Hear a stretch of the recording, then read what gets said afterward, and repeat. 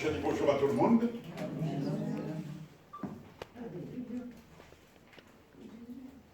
Vous êtes les bénis de l'Éternel. Et c'est pourquoi ce matin, je vous apporte un message de la part du Très-Haut, alléluia, qui a commencé le travail déjà à l'intérieur de nous, parce que pour nous préparer à recevoir sa parole, il a déjà fait un certain travail au niveau de notre conscience et même au niveau de notre corps. Donc ce matin, assez rapidement, nous allons parler de la gloire de l'Éternel, cette gloire à venir, la gloire de l'Éternel qui arrive. La gloire de l'Éternel qui arrive. Amen. Je pense à saluer les internautes, ceux qui auront ce privilège d'entendre la parole de Dieu, et ce sera un réconfort pour eux. Il est écrit, chers bien-aimés, que la gloire de l'Éternel remplira toute la terre. Et nous allons prendre Ésaïe 43, versets 6 à 7, la gloire de l'Éternel remplira toute la terre. Ésaïe 43, 6, 7. Ésaïe 43, 6, 7.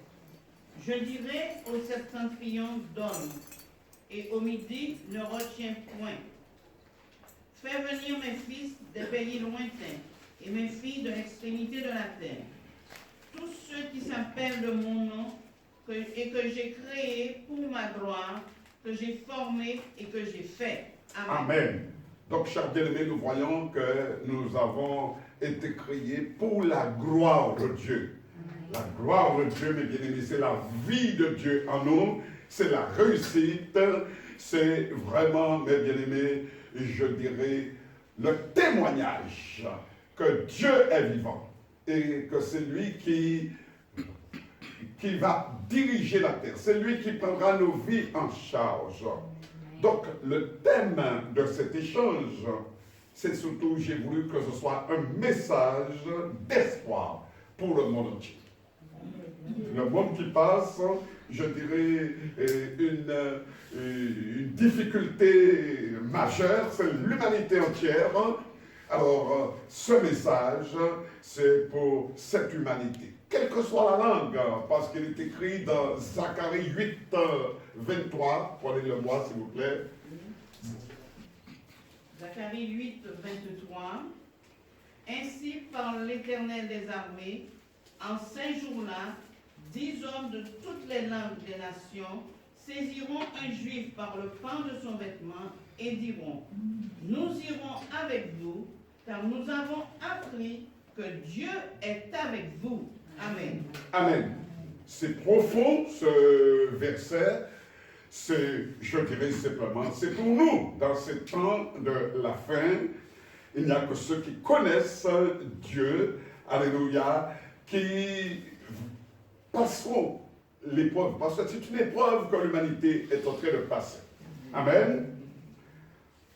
Jésus se positionne maintenant et pour nous dire quelque chose.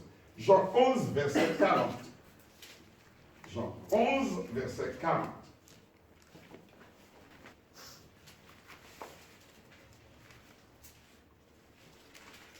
Jésus lui dit, ne t'ai-je pas dit que si tu crois, tu verras la gloire de Dieu?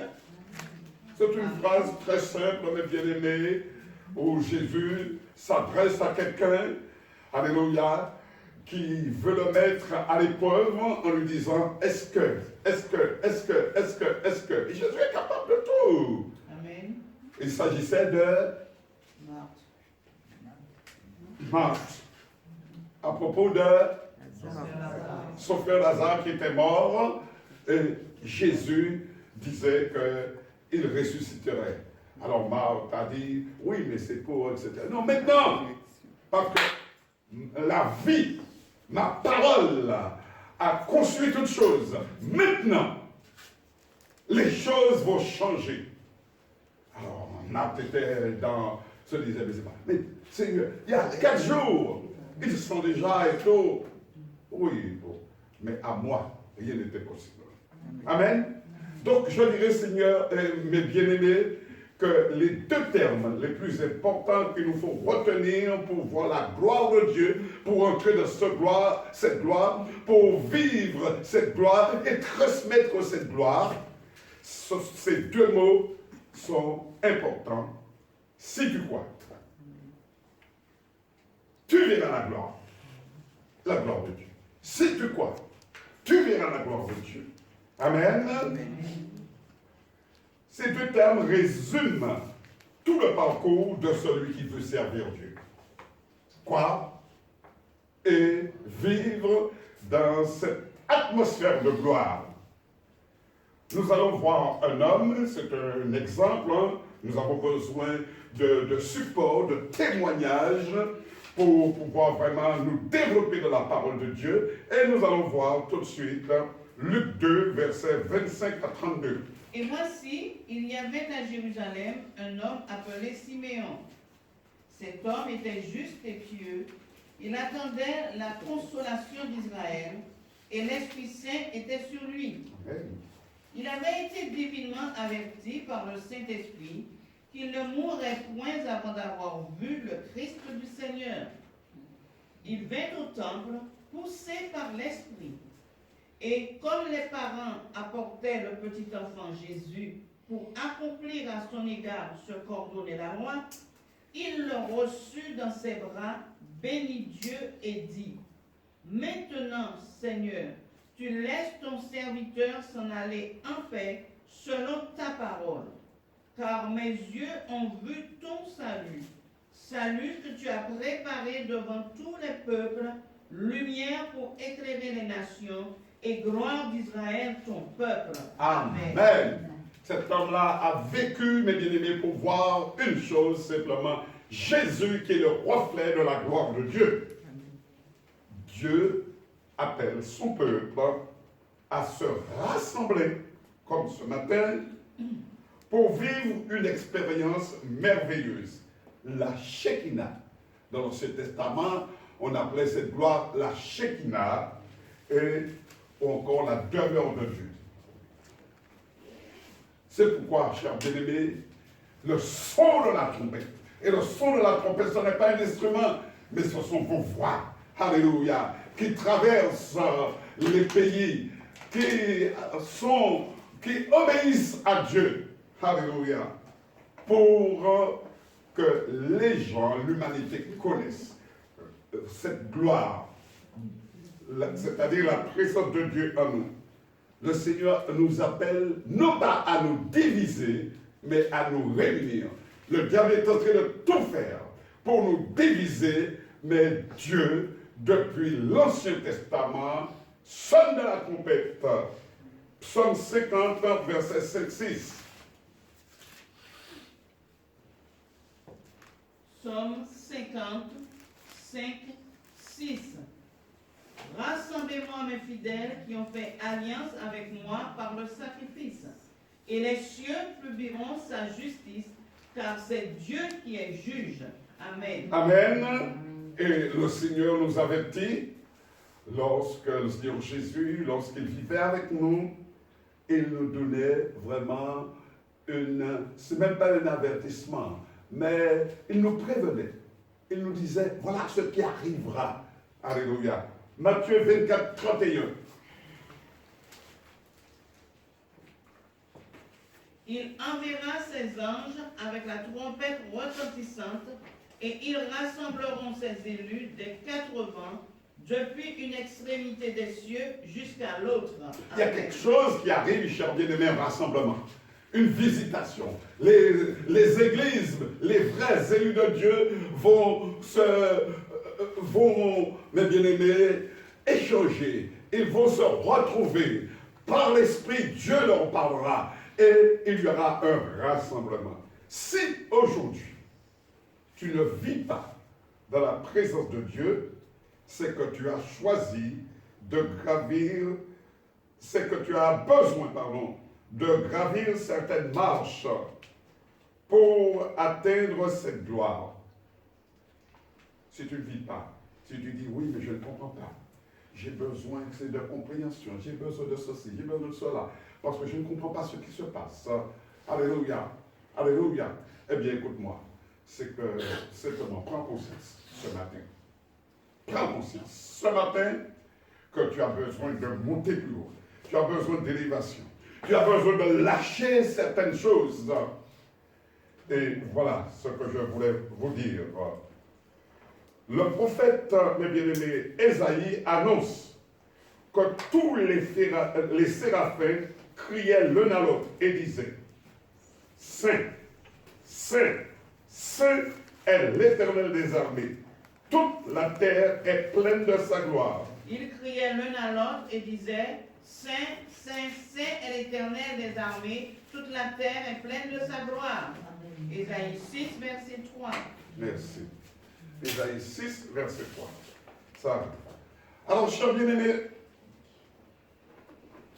Saint, Saint, Saint est l'Éternel des armées. Toute la terre est remplie de sa gloire.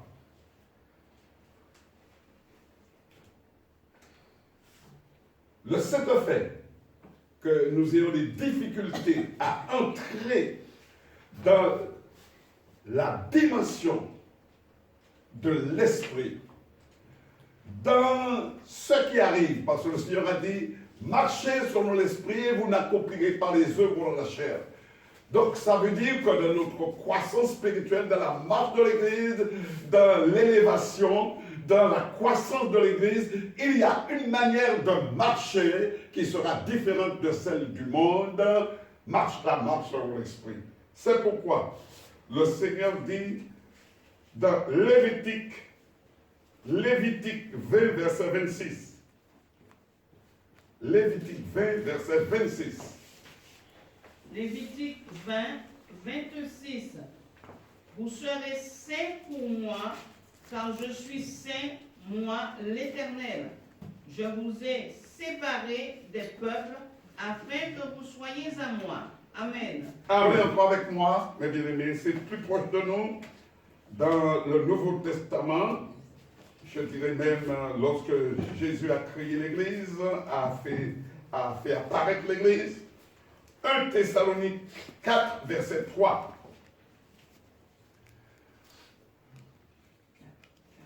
Lorsque l'Église est apparue, l'œuvre de Jésus était, pour ainsi dire, achevée. Donc tout, nous allons trouver tout cela dans, je dirais, l'Église, l'œuvre de Dieu.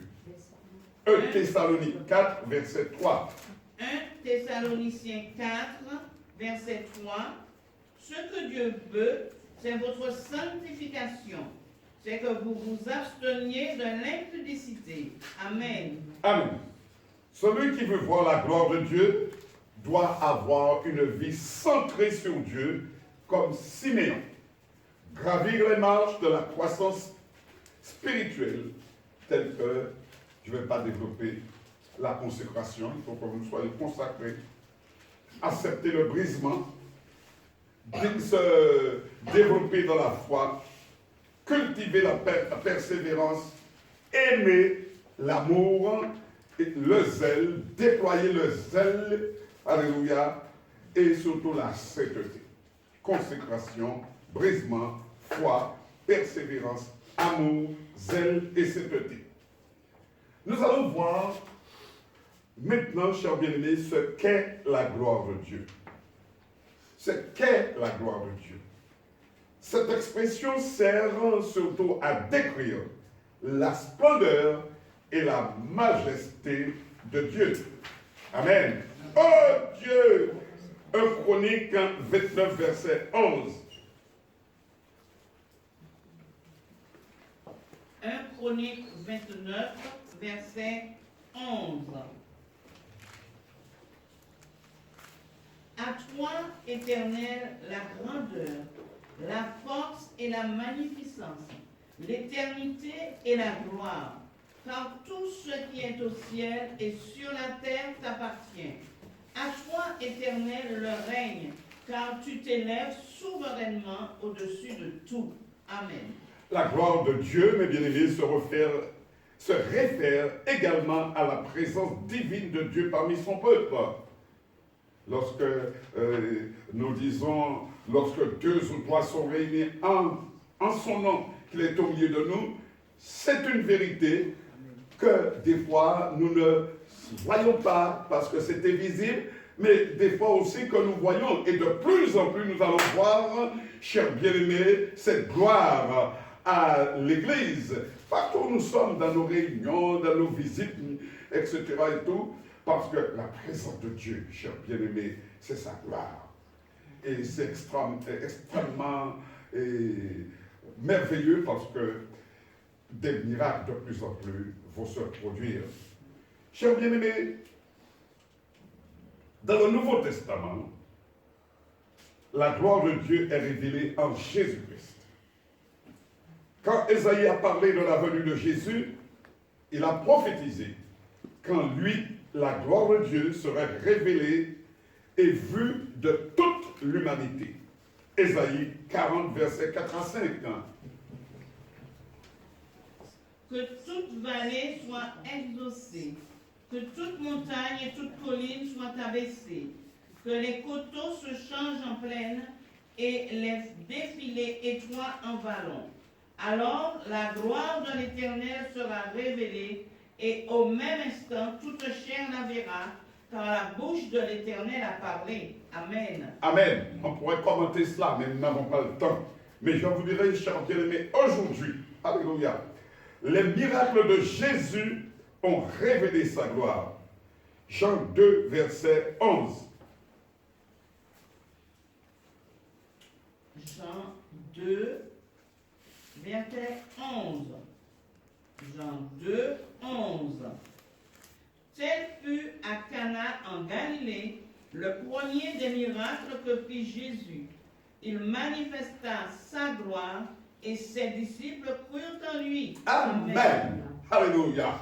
Les disciples avaient besoin de support. Et le support, c'était de voir, alléluia, les choses qui pouvaient se réaliser par la présence de Jésus. Aujourd'hui, plus que jamais, alléluia, nous devons voir, si nous professons Jésus comme étant notre modèle, nous devons voir les choses se réaliser. Nous devons voir les miracles, parce que nous pouvons attirer les miracles à nous. C'est notre manière de vivre qui va vraiment approfondir les choses. Et voilà ce que le Seigneur nous dit aujourd'hui aux chrétiens qui renoncent au péché et s'éloignent des pratiques idolâtres. Eh bien, ils sont remplis de la gloire de Dieu. C'est pourquoi Jésus nous rappelle, je dirais, notre héritage. Jean 17, verset 22. Jean 17, verset 22. Je leur ai donné la gloire que tu m'as donnée, afin qu'ils soient un, comme nous sommes un. Amen. Alors, une des raisons pour lesquelles Jésus est venu dans le monde était de remplir les croyants de gloire. Remplir les croyants de gloire. Non pas pour être dans la honte, non pas pour être dans la défaite, non pas pour pouvoir pleurer ou autre, mais pour que nous soyons dans la gloire, pour que nous soyons dans la joie. Et c'est pourquoi notre combat doit être un combat avec l'adversaire qui voudrait nous mettre par terre. Amen. Qui voudrait, c'est un voleur, il voudrait enlever, voler notre joie, la gloire de Dieu qui est en nous. Et pour terminer, je dirais, chers bien-aimés, qu'aujourd'hui, nous devons vivre dans ce monde pour que Dieu soit toujours glorifié. Amen. 2 Corinthiens 3, verset 18. Nous tous qui, le visage découvert, contemplons comme dans un miroir la gloire du Seigneur, nous sommes transformés en la même image, de gloire en gloire, comme par le Seigneur l'Esprit. Amen. Continue. C'est pourquoi. C'est pourquoi, ayant ce ministère, selon la miséricorde qui nous a été faite, nous ne perdons pas courage. Nous rejetons les choses honteuses qui se font en secret. Nous n'avons point une conduite astucieuse et nous n'altérons point la parole de Dieu. Amen. Donc, chers bien-aimés, pour terminer, le Seigneur nous montre que notre témoignage a une importance capitale pour attirer, je dirais, sa présence dans le monde, faire connaître sa gloire. Si tu acceptes ce matin de payer le prix, si tu acceptes, je dirais, de passer par le même chemin que le Seigneur, tu seras récompensé et tu verras la gloire de Dieu. Que Dieu vous garde et que Dieu vous bénisse. Amen.